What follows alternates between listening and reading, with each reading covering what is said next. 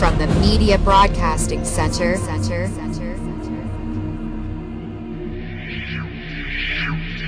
They knew that they had to forensically control the body from the moment the shots were fired. And the moment Kennedy entered Trauma Room 1, that control had to be relinquished. Although they had CIA agents placed in the emergency unit, these people were not aware of the throat wound, which could hardly be seen because it was so tiny. It was at this moment that all the Dallas doctors and nurses like Aubrey Bell made a mental note of this very obvious sign of a frontal entry shot. One of the Dallas medical team, Dr. Charles Crenshaw, a junior doctor at that time, vividly recalls what the first professionals in the Kennedy killing had to deal with. The second wound was here in the throat, right above the necktie. It was a small opening, very small, 3 to 5 millimeters, about the size of your little finger. I looked at the wound again. I wanted to know and remember this the rest of my life. And the rest of my life, I will always know he was shot from the front. And also described the portion missing from the rear of Kennedy's head after the impact of the frangible bullet, which hit him in the right temple. The bullet struck about where and passed about where? From here Right. through. And taking out The back or the occipital part. The back of your head. This was gone. At approximately 1 o'clock Central Standard Time today here in Dallas. He died of a gunshot wound. This information soon made its way to the media.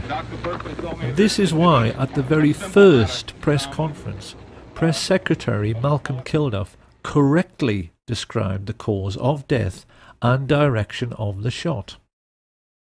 In order to find a means with which to contradict this evidence, the cover-up now began in earnest, with the summoning from the Restland Funeral Home of a CIA agent who was known for being the best in the business at reconstructive surgery on cadavers, John Melvin Liggett. This man was actually attending a funeral when he was told of the president's assassination and asked to go to Parkland by the coroner. What he didn't know as he drove away was that one of his clients in this macabre and gruesome story was at that moment still alive. When he was arrested years later by New York police detective Jim Rothstein, Frank Sturgis, on discovering that Rothstein was a Bay of Pigs veteran like himself, got into an old army buddy's conversation with him and said first of all that after the assassination he returned to the Miami safe house where he ridiculed Marita Lorenz for missing history. It was all perfectly safe, he told her. No cops, no newspaper investigation. Everything was covered. I asked Sturgis, Jesus Christ, Frank, did you shoot the president? Did you have something to do with that? He said, who gives a shit? Yeah, who's going to prove it? He said, we kill a lot of people. What the hell's the difference? Sturgis then went on to say that Dallas police officer J.D. Tibbett was actually gunned down by the radio talk show host G. Gordon Liddy, who was at that time a CIA agent working with E. Howard Hunt. And here we must address a question which puzzled assassination researchers for years.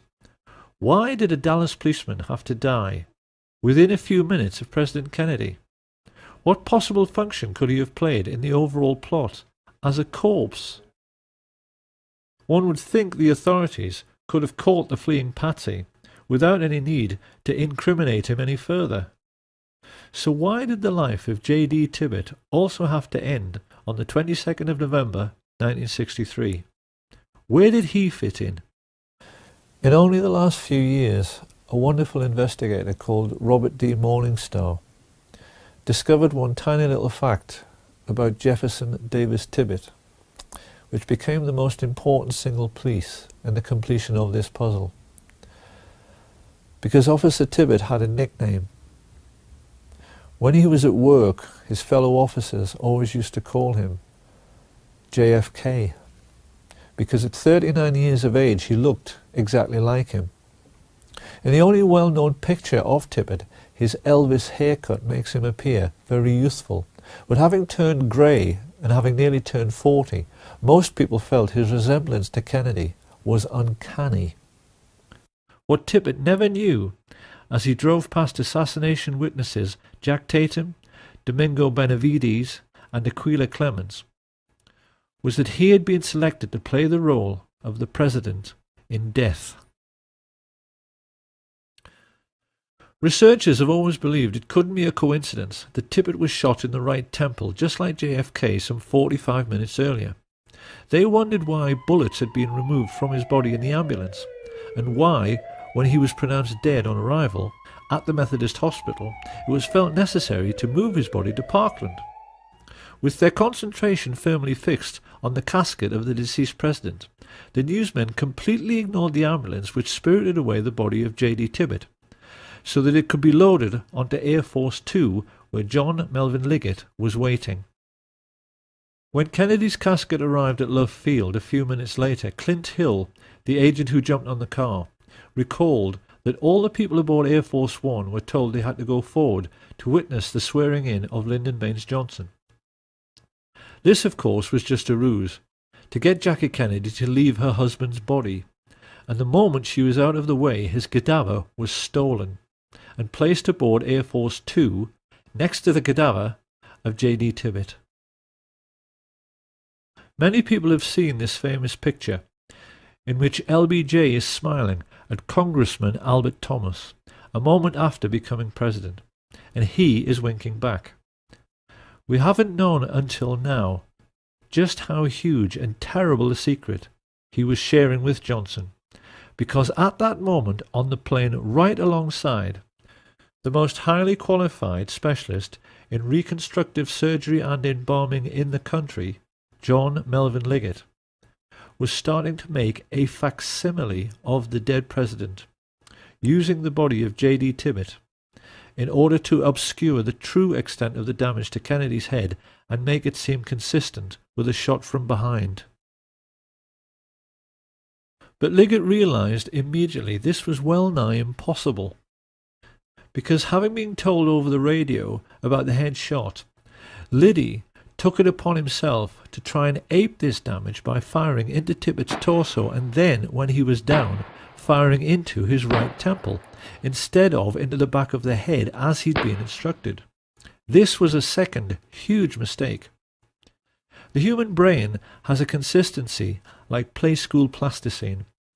Fire a bullet through it, and it is very easy for a skilled pathologist to track the bullet's path at autopsy. What Liggett wanted to show to any investigators was a brain that looked like this. What he had was one brain which looked like this, and another which looked like this.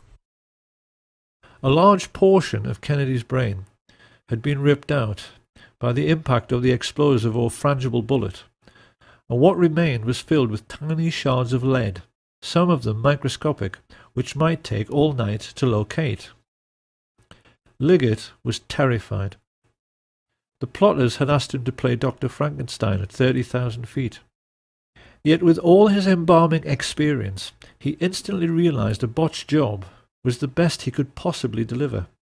In his panic, he sawed off Tippit's skull and simply ripped out the entire brain to at least make sure no one could track the bullet which, after Liddy's error, had so obviously come from the wrong direction. He then compounded Liddy's error by making a large hole in the rear of the head to ape the damage to Kennedy's head. With this done, he rebuilt the skull, hurriedly sewed the scalp back together, and then set about the gruesome task of trying to make the cadaver of J.D. Tippit more closely resemble the cadaver of John F. Kennedy. By shaving eyebrows, bringing forward Tippit's slightly more receding hairline, filling in missing segments of both heads with plaster of Paris, and rebuilding portions of the flesh with wax. Liggett performed this ghoulish service while the aircraft he was on, Air Force 2, went through the usual procedure of leapfrogging Air Force 1 to arrive at Andrews Air Force Base slightly earlier. He wasn't given long enough. And in the rush to get finished, the plotters now made their third and most stupid mistake. Instead of placing Tippett's body in a casket identical to the one aboard Air Force One, they placed him in a Spartan grey metal coffin inside a body bag. As the TV media showed these distressing pictures to a world reeling in shock, it's hardly surprising that no one ever dreamed this casket could be empty, but it was. As it was driven away, out of sight of the media, the two bodies were taken from Air Force 2 and loaded onto a helicopter. It was at this point that the two honest men, FBI agents Francis X. O'Neill and his partner William Siebert, became crucial figures in the story. They explained to researcher David Lifton that they made the journey to the Naval Hospital at Bethesda in the car behind the hearse which carried Jackie and Bobby, and most notably Admiral George Berkeley, who made sure he stayed with the empty coffin by sitting on another man's lap. Upon reaching Bethesda, Siebert and O'Neill said Berkeley then guided the family members into the building while the hearse was ordered to the rear to unload. But that was where the simplicity ended. The FBI men and many other witnesses recalled a scene of absolute mayhem in which no one seemed to know what was going on, and military men were rushing around everywhere, exchanging anecdotes about decoy ambulances they had been ordered to follow, which had become high-speed chases around the hospital grounds as these vehicles raced away. It seems this confusion was created with the intention of misleading both the press and the large respectful crowd which had gathered on the lawn. People were asking each other which ambulance contained the president's body. Then a rumour started that it was coming by helicopter, but which one? Everyone watching that night recalls the air was filled with them, and the FBI men also told Lifton that in the midst of all this mayhem, they helped to carry the casket inside. This was flatly denied by the team of Navy men who said they did it alone. It is therefore perfectly clear that two bodies were brought to the morgue separately whilst confusion reigned. And it was now that the plotters themselves became confused by the mayhem they had created, because they left J.D. Tippett's cadaver in the wrong casket. It should have been switched and gone into the autopsy room in the large expensive casket used in Dallas.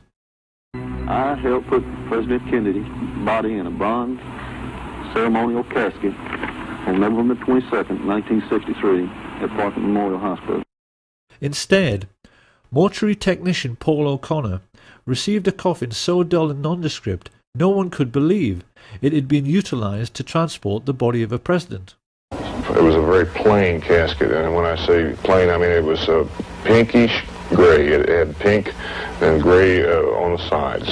There was nothing fancy about it as far as being bronze. It wasn't bronze. The autopsy then became a farce the moment it began.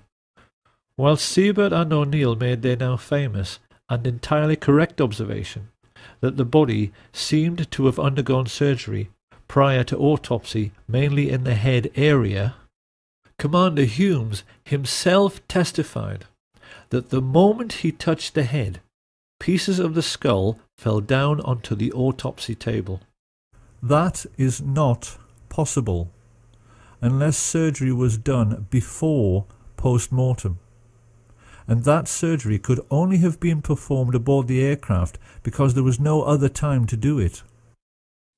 Humes then found that he had to try to work with Admirals Berkeley, Galloway and Kenny actually touching his elbows, and became increasingly confused and embarrassed himself at his utter failure to find any trace of the bullets which killed the president. Of course, this was hardly surprising, considering the president lay dead in an adjoining room, and that Liggett had removed all the bullets from J.D. Tippett. As the autopsy proceeded, O'Connor revealed that Berkeley interfered constantly in the procedure, steering Humes away from the torso, where he would have found the holes made by Liddy. And while everyone in the room remained aghast and disturbed by the huge hole in the back of the head and absence of any brain matter, two porters O'Connor had never seen before came in pushing a trolley, which had a sheet on it which hid a small lump. They had told people in the corridor it was a dead newborn baby, but it turned out to be a complete brain, which could only have come from a third cadaver. This was weighed and pickled in formaldehyde before anyone even had a chance to inquire when it had been removed. The most farcical moment of all came when Humes faced our inspector in front of the Warren Commission and found the leading counsel pressing him to say that the wound he found in the back of the head was an entry wound. His incredible answer was that the bullet could only have entered and exited from the rear. Humes actually told the world that the bullet had done a U-turn inside the president's skull. Now that we know the truth, it may seem remarkable that David Lifton got so close, and yet never quite realized that what he had been investigating for 15 years was a body switch. But can we really be surprised? Like so many other decent men, Lifton was simply unable to imagine that anyone could ever think up such a grotesque and degenerate conspiracy. He simply never realized that what he was dealing with was nothing less than the devil himself. And for those who find all this impossible to accept, one of the devils who murdered JFK, Frank Sturgis, was perfectly candid about how routine body switches had become in the CIA by 1963. There was a switch. Body switch. A body switch, yes. The truth about the autopsy is that the devils who killed Kennedy messed up very badly. They had wanted to show the world actual photographs of a single bullet wound from behind. As it was, they had to resort to a lot of badly faked photographs, which critics like Robert Groden easily discredited, and silly drawings, which everyone realized did not line up anywhere near the schoolbook depository. With the autopsy over, Mrs. Kennedy and the president's brother were shown the body prepared for burial. Not surprisingly, they were wholly unconvinced by Leggett's attempts to make a Dallas police officer look like the President of the United States. Witnesses there at the time said Bobby scoffed and said, "It doesn't look anything like him," while Mrs. Kennedy became adamant. "It isn't Jack," she declared. "That looks like something you'd find in Madame Tussauds wax museum." Many people have studied this alleged picture of the President's remains and wondered how it could possibly be John F. Kennedy when the Zapruder film clearly shows this right temple area being blown apart by the impact of the frangible bullet. The simple answer is that this is not JFK. It's the corpse of Officer J.D. Tibbet, surgically altered to look like the President. On arriving home, Liggett was informed the plot was in serious trouble. His wife Lois told how he staggered in the door, unkempt, dishevelled, and quite obviously exhausted, which was very out of character for a man who took pride in always being neat, tidy, and organised. It was about 24 hours before I heard from him. He came home and he walked in the door, and when I saw him, he physically looked like he had really been through a very traumatic experience. His clothes were disarrayed, and that was so out of character for him. And he said, "We're going to get out of town for a while until all of this blows over." That was a quote, because I thought, well, what blows over?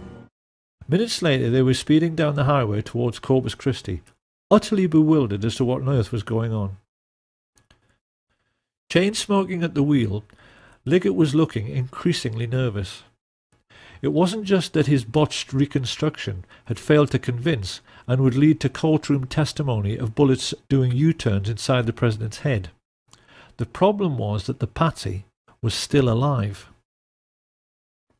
Deputy Sheriff Roger Craig told investigators it was plain to him that Lee Harvey Oswald was not meant to survive his arrest procedure.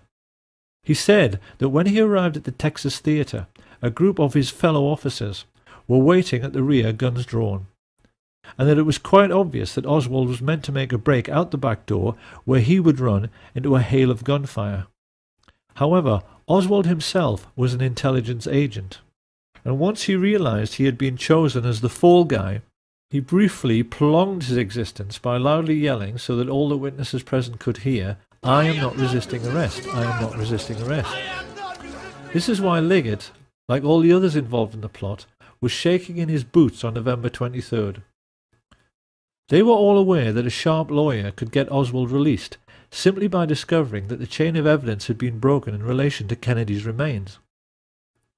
Once free to talk, and with intimate knowledge of the major players in the assassination plot, he could have gotten the heads of the FBI and CIA, all the military chiefs of staff, the mafia chieftains, and the Dallas oil men all thrown in jail together for murder. Many people have wondered how the plotters could be so unbelievably dumb and so unbelievably obvious as to have Oswald murdered live on national television. The simple truth was that they had absolutely no choice. Their botched assassination attempt had proved that they were not as smart as they thought they were. The actual shooting had gone very badly. Most of the shots had missed. They'd had to botch the autopsy, and now they were having to botch the silencing of the patsy. Lois Liggett recalled that the moment Ruby fired, the atmosphere in their motel room evaporated. The minute he saw that, he looked at me and said, "Everything's okay now," and you could just see his face. He was like all the pressure had been taken off of him. All of a sudden he was like, sigh of relief, let's go, we can go home now. It was basically, pack your things, come on, we're leaving, now we can go. The family turned around and went straight back home to discover that Mr. Liggett now enjoyed a new vocation. It appeared he had suddenly come into millions, which bought his family a big new house and himself a new lifestyle, which included many wild poker parties at which, among others, he hosted David Ferry. This was not Lois Liggett's scene. She divorced him, heard that not long afterwards he was arrested for murder, and then shot dead while trying to escape. But this was not the end of Liggett's story. His new wife told Lois that the man she buried could not have been John Melvin Liggett, because the corpse she was shown had a moustache and he couldn't grow one. Then many years later, Lois Liggett actually saw her deceased ex-husband in a casino while on a trip to Las Vegas. Quite clearly this man had been the beneficiary of yet another CIA body switch, and to this day doubts remain as to the true fate of Jack Ruby, Lee Oswald, John Liggett, and the President himself. Many researchers now believe the plotters may have kept Kennedy's remains as a souvenir and buried J.D. Tibbett in Arlington Cemetery.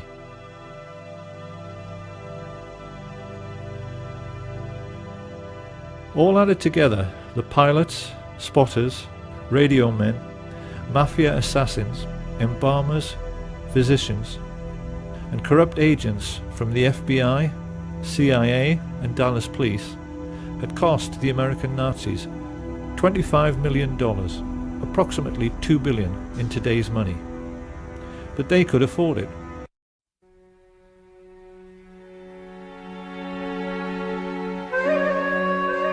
We can now say, with moral certainty and considerable scientific authority, that the death of JFK was committed by a meticulously executed conspiracy which was obscured by an extensive cover-up. Murder in Dealey Plaza, edited by James Fetzer, goes to the heart of the JFK assassination. You'll read new and up-to-date information regarding the Secret Service, the Lincoln limousine, the medical evidence, the cover-up, altering the film, framing the patsy, and the silent historians. Also, 16 smoking guns, each one crushing the government's lone assassin scenario. A world-class chronology of November 22nd, 1963. Chapters by David W. Mantic, Gary Aguilar, Vincent Palomera, Douglas Weldon, Jack White, Ira David Wood III, James H. Fetzer, Doug Horn, and a classic essay by Bertrand Russell. The complete story in the pages of one single book, edited by James H. Fetzer. Read it now, read it again. You'll use it as a reference. Murder in Dealey Plaza. Available at Amazon.com and major bookstores around the world. It's murder.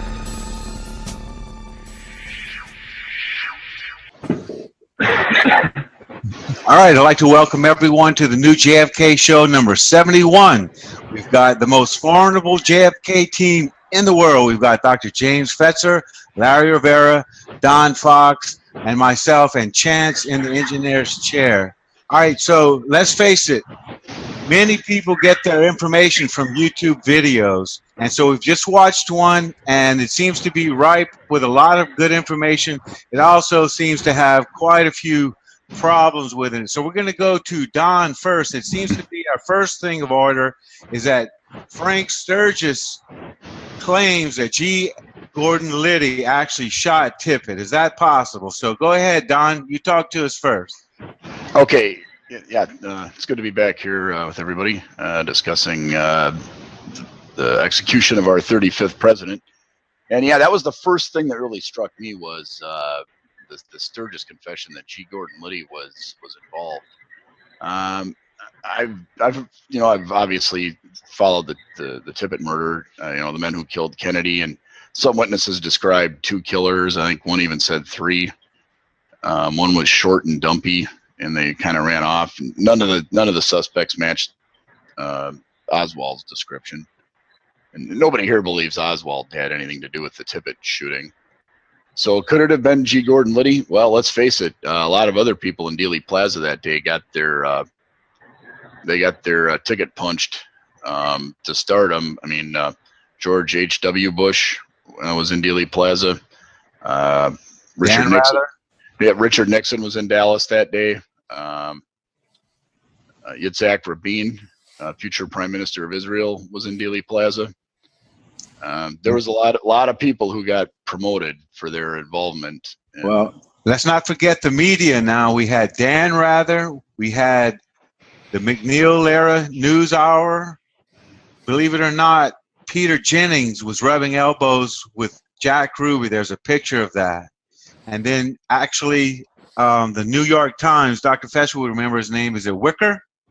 Wicker went on to head the New York Times. So everyone heard the shots. So not only just people in the CIA got promoted, everyone in the media. So at one time, other than Tom Brokaw, everyone was in Dealey Plaza who was anchoring the news.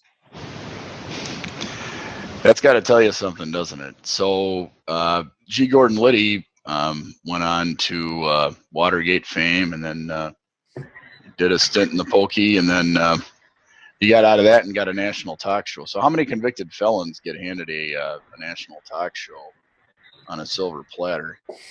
And not to mention Arlen Specter going straight to the Senate for the next 50 years. I mean, it was just promotion city. If you want to get a promotion, just be near an assassination and go to the dark side, and you're set for life. Look at Gerald Ford. He that's how he got to be president, was his work on the Warren Commission and his work with Hoover. So seeing G. Gordon Liddy's name there, at first blush, you're like, it's a little wacko maybe. But then when you look at it in the bigger picture, Liddy shooting up the charts, after his involvement in the JFK assassination, it does make sense. All right, well, Dr. Fetzer, what do you think of this video clip that people are seeing around the world? Well, I think it's seriously misleading in a half a dozen ways, Gary. So let me enumerate. Aquila Clemens, who was mentioned in passing, reported the 2 men had shot Tippit and that neither of them looked like Lee Oswald, as Don remarked. While I fault Robert Groden on many counts, he has the best discussion of the Tippit shooting of which I'm aware in The Search for Lee Harvey Oswald, where he reports that 4 shell casings were found on the scene. 2 were from Western Cartridge and 2 from Remington Rand, highly suggestive that there were indeed 2 different shooters. He was shot 3 times in the torso and then once in the right temple. I believe the most seriously misleading aspect of this is the suggestion his body was taken back to Washington and served as a replacement for the following reason. I have the autopsy report on J.D. Tippit. It was done in Dallas by Earl Rose, who is a world-class medical examiner. It's thorough, meticulous. You see where every wound was located, including the wound in the right temple, for which I have photographs. Now, if Earl Rose was conducting the autopsy on J.D. Tippit, he cannot possibly have had his body in Washington, D.C. And while I think that Frank Surgis was indeed one of the shooters, and I know Jim Rothstein, who arrested him in New York, and to whom he confessed having shot JFK, where I was heretofore unaware that Jim Rothstein might have been involved in the Bay of Pigs, I have serious doubts about other aspects of this story.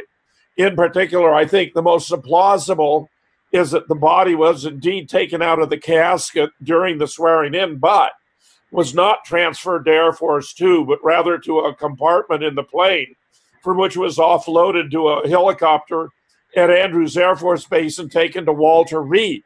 Now, I do not discount Leggett's participation. I believe that he was involved in, at the very least, reconstructing JFK's right ear, which appears to have been blown apart when the frangible or exploding bullet entered his right temple.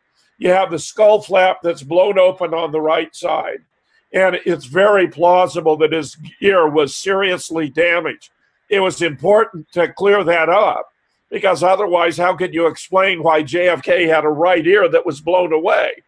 I would also observe that it wasn't Tippit who cut the JFK's skull wound and made it much larger. On the contrary, as Douglas Horne revealed in his 5-volume Inside the ARRB, published in 2009, during the course of their depositions, they happened to question the mortician, Thomas Evan Robinson, and asked him about a diagram done by Boswell that showed sketches of the skull indicative of this much larger wound. And they asked him what that meant, And he said, oh, no. He said that the physician had done that. He had actually witnessed Commander Humes take a cranial saw to the skull of JFK and enlarge the wound from a fist-sized wound at the back of the head to a much larger wound, so that the claim could be made that it came in at the base of the skull and then exited the top of the skull. We even see that in the diagrams from the Navy artists that were among the very first we ever had, where he was told what to draw and didn't have the opportunity to observe the body. So I think there are serious discrepancies in this account. Could Gene Gordon Liddy have played a role? Well, it's possible, but it doesn't look to me as though he alone could possibly have shot Tippit, since the evidence supports 2 different shooters having shot Tippit, as Aquila Clemens explains. And could the Tippit body have been used? I find it dubious for the reason I've already explained, where I'm in possession of the autopsy report by Earl Rose. So I personally regard this as a rather elaborate form of disinformation. Robert Morningstar, who I regard as a very sincere and highly qualified student, has long maintained that Tippit had been used in place of JFK. So this part of the story, it seems to me, appears to have been inspired by Robert Morningstar's research. I haven't watched the film. I don't know the credits, but I will be astonished if it doesn't acknowledge Robert Morningstar as a principal source here. I do think there's reason to believe that Tippit was involved in the shooting in a variety of more peripheral ways, and that his killing was intended to be placed at the responsibility of Lee Oswald. We know it was impossible for Lee to have done it because he was actually already in the Texas theater buying popcorn by 5 or 10 minutes after. Tippit is alleged to have been shot between 10 and 15 minutes after. But they had a wallet of Lee Harvey Oswald found in the vicinity, and a jacket of Lee Harvey Oswald found in the vicinity, clearly planted evidence intended to incriminate him. I have no doubt whatsoever, however, that had Lee tried to make an escape out the back of the Texas theater, he would have been cut down like a rabid dog. There was a very elaborate effort here to silence him, where I believe the first responsibility fell to Officer Baker, Marion Baker, when he confronted Lee in the lunchroom, and had it not been for the presence of Roy Truly, he might very well have been shot dead then. I believe the Texas Theater was the second effort, and it was after that failure that they chose to arrange for a transfer of Lee Oswald, where they switched him into a dark sweater so you couldn't see where he'd been hit, and waited until Jack Ruby arrived in order to bring him out and effect a transfer, which was completely unnecessary in the first instance. So this is a rather fascinating scenario. It simply, to me, suffers from the defect that it just ain't so. All right, Larry, let's. What's your views on the body switching and everything like as far as that's concerned?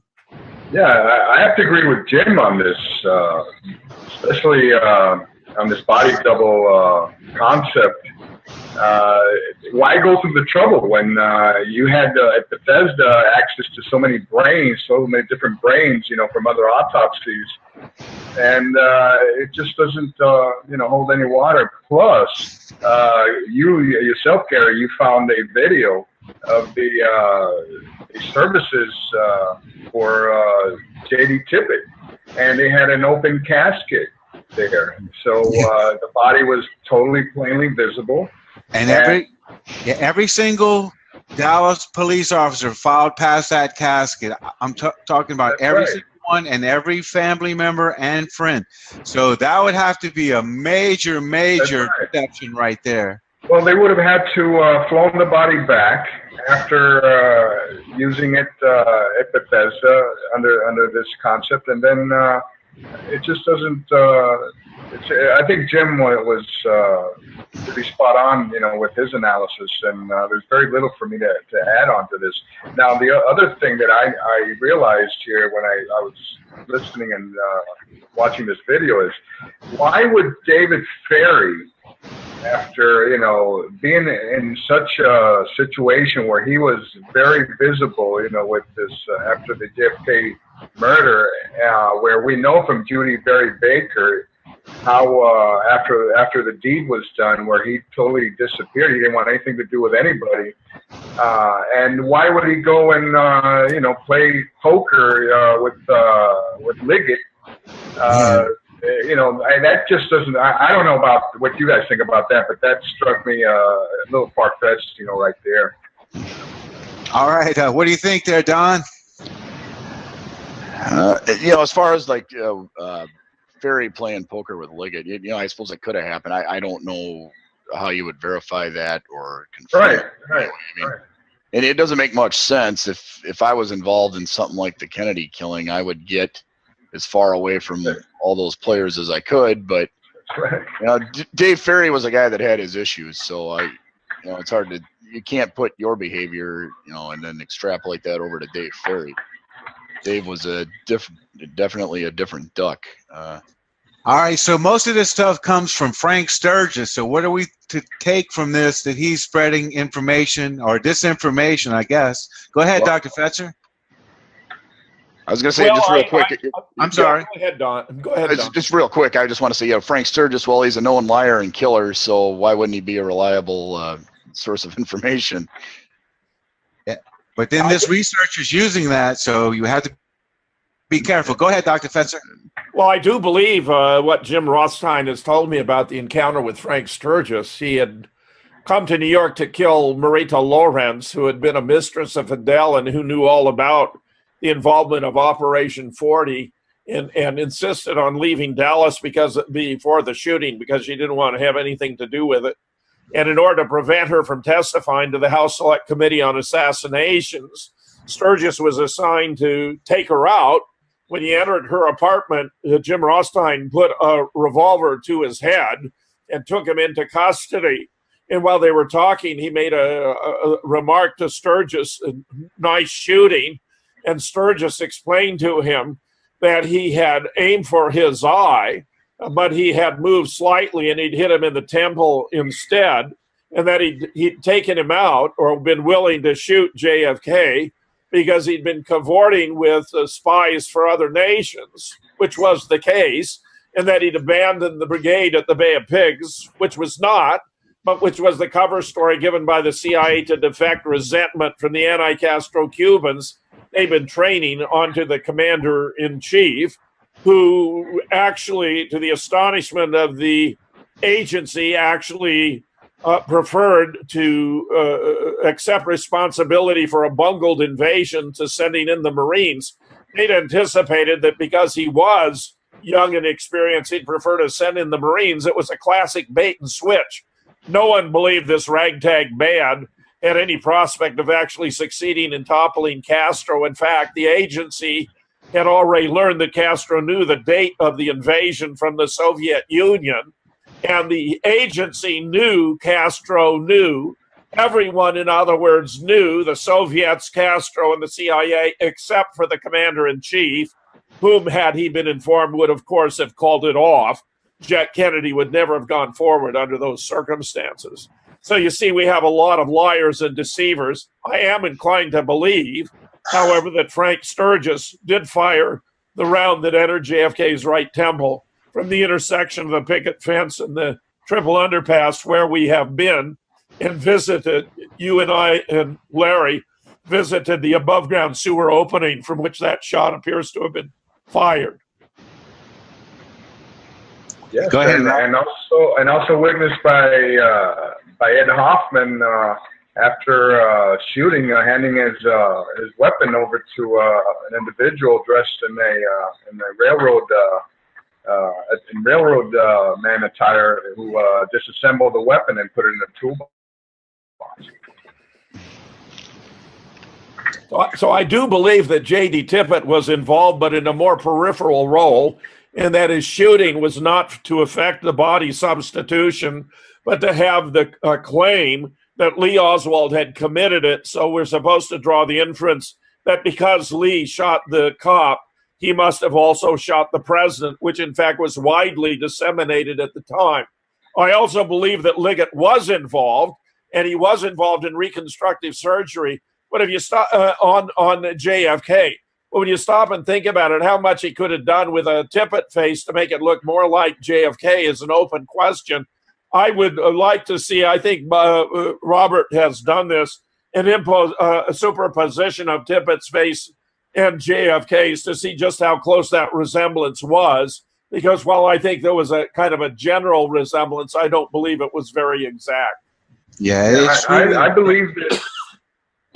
I'm sorry. I believe that Robert's main identification of Tippit being substituted for JFK, I believe were the bullet wounds that he saw in that famous stare of death photograph where you see JFK, and apparently he found some bullet wounds. The ones that in the torso, they were in the torso, and so that's how he. By inference. That's good, Larry. That's good. We ought to invite Robert on, to do a little show with us where he talks about why he has for so long been insisting that Tippit was used as a replacement for JFK.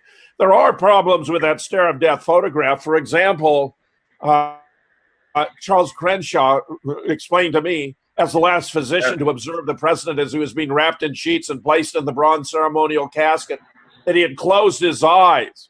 And yet, in that photograph, his eyes are open. Also, of course, we know from Malcolm Perry, there was a small, clean, round incision. Charles Crenshaw drew it for me, and I published it in Assassination Science as the very first appendix. But what we see there is a very large gash, clearly opened. In fact, Bob Livingston, MD, World Authority on the Human Brain, expert on wound ballistics, had actually called Humes earlier in the day to tell him that he'd heard reports on the radio of a small puncture wound to the throat, that it was evident that had to be a wound of entry, and therefore it was indispensable that they dissect the neck very carefully because, and this is so ironic, if there were any evidence of shots from behind, then there had to be at least two shooters and therefore a conspiracy, at which point they were cut off by the FBI or the Secret Service, which he thought was very, very strange. But later in the evening, Humes called Livingston and asked him what the throat wound would have looked like had it been a wound of exit instead of a wound of entry. Bob described it for him, and I believe that Humes used that as his guideline to alter the throat to make it look more like a wound of exit. That's right. That's right. And that Malcolm Perry was one of the very first physicians who was interviewed extensively. And there's an article in the Saturday Evening Post of December 14, 1963. And he vividly described the entire procedure and what that wound of entry looked like, and the procedure that they did to insert the tracheostomy and tube in there. And so that, it was something that those doctors at Parkland knew right from the very beginning that was a wound of entry. So. And Dr. Crenshaw, obviously, later confirmed it, and he went to his grave asserting that was the case. So, well, Malcolm Perry explained to the press conference that was held after Malcolm Kilduff, the acting press secretary, announced JFK's death at 1 p.m. during what's known as the Parkland press conference. He described the wound to the throat 3 different times as a wound of entry, that the bullet was coming at him.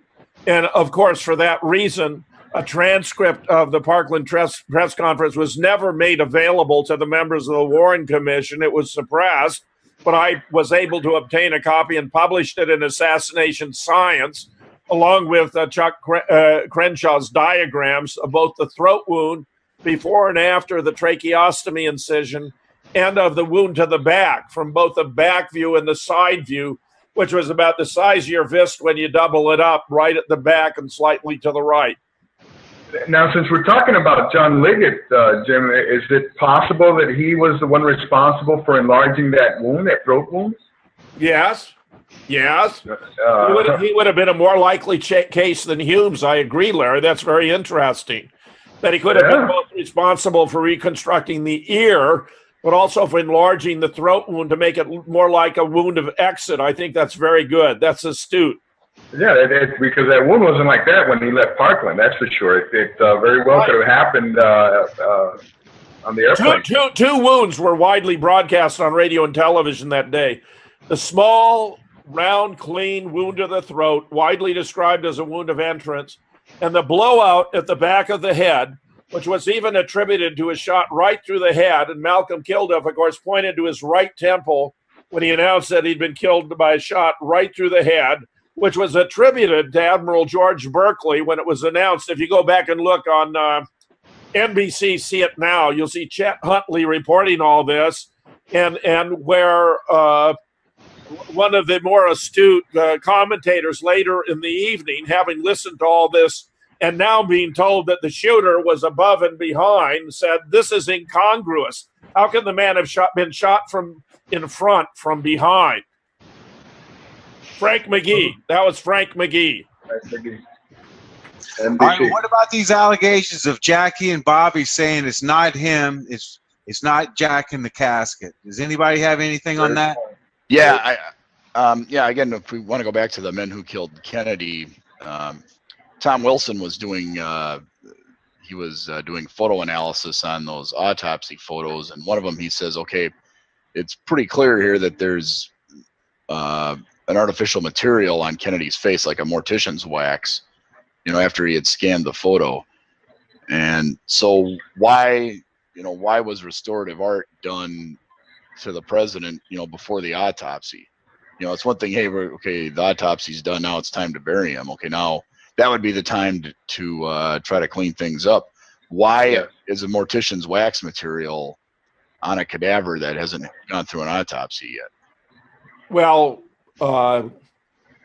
it had already gone through the autopsy. The autopsy was done Friday night, and in fact, Thomas Evan Robinson had the body Saturday in preparing it for what he believed was going to be an open casket funeral.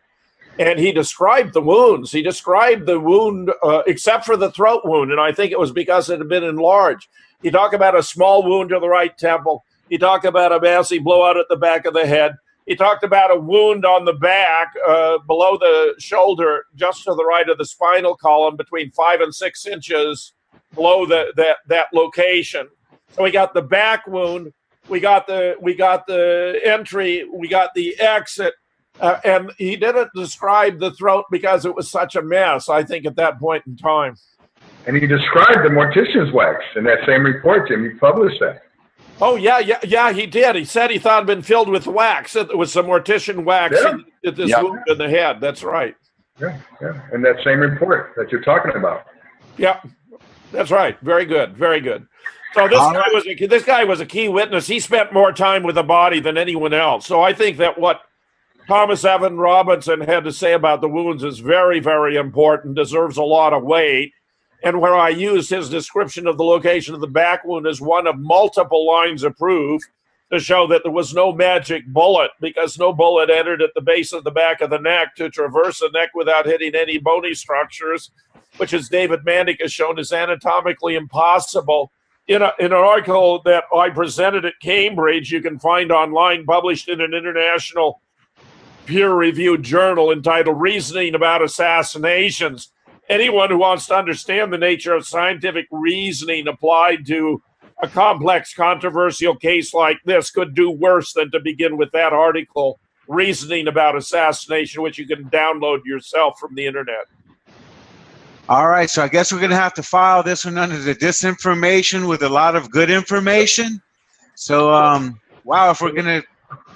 Well, don't you think it would be a great idea to have Robert Morningstar come on, however, and give us... Absolutely. In fact, I've been thinking about having guests. We could have different guests and have different questions. And another idea I've had, we have quite a few videos out there that have had... One of our video has 1,100 comments. So I was thinking about maybe going in and taking a few comments from the different videos. Maybe Don could do the Permindex comments and the JFK Horseman. We could get Larry to answer a few of the comments there. That's a good idea, Gary. That's a good idea, Gary, because often those who comment are very smart, very perceptive, notice something that we may have missed.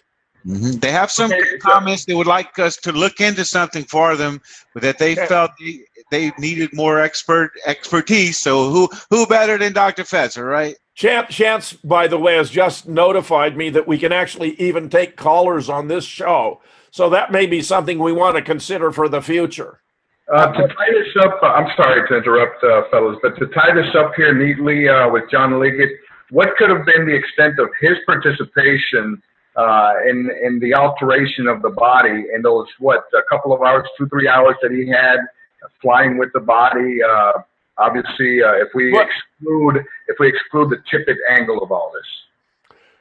Well, the body, to the best of my knowledge, would have still been in the body bag in Air Force One.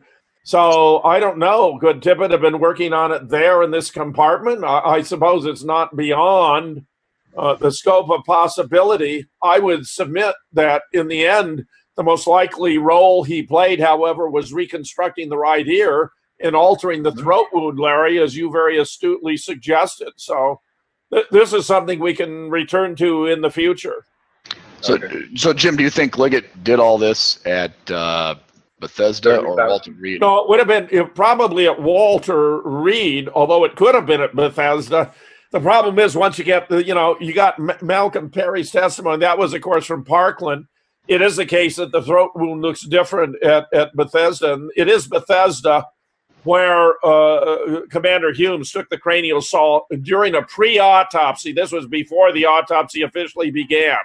So it's an interesting question. It's a very good question, Don. I would say Bethesda is probably the most likely location. And they had to have a brain, by the way. There was a report of another body in a casket that wasn't formally logged in, said to be that of a major.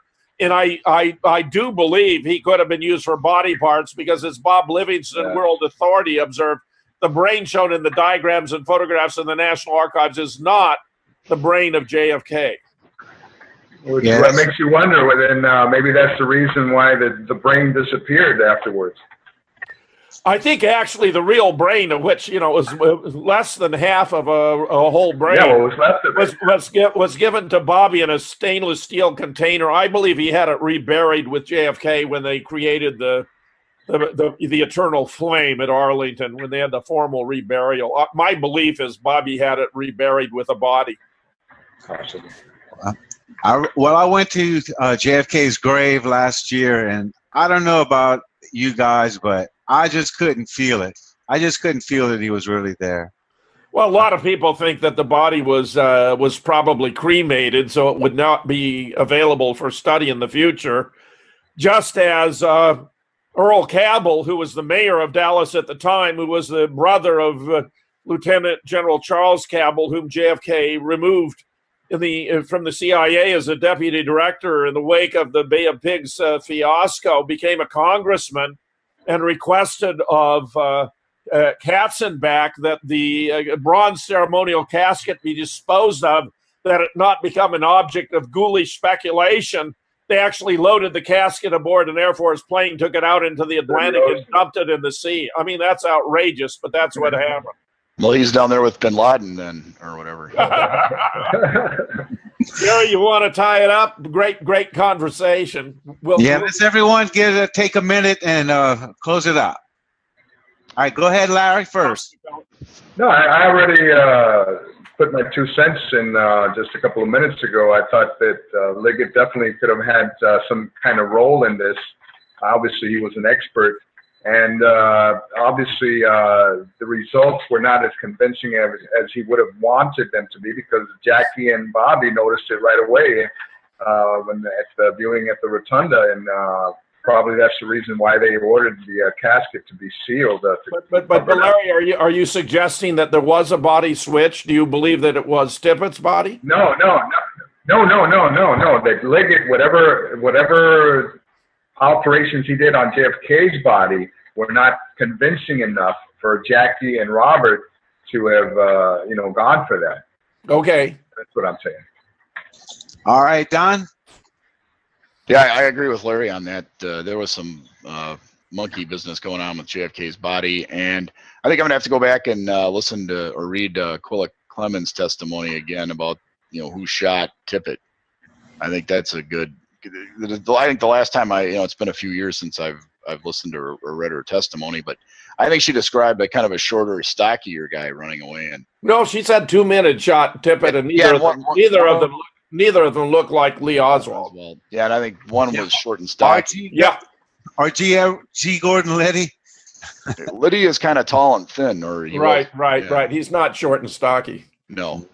But Gary, it's great you brought this in, because this has become a very celebrated film, this long thing about Rich Man's Trick and all that. Doing, looking at this aspect of what they present about JFK, I think is important in terms to put the film into perspective, because it's clear to me that it's seriously misleading in a number of very important respects. Well, when it comes to JFK research, we do not put up with this information. So we've got the best man on new research, Larry Rivera.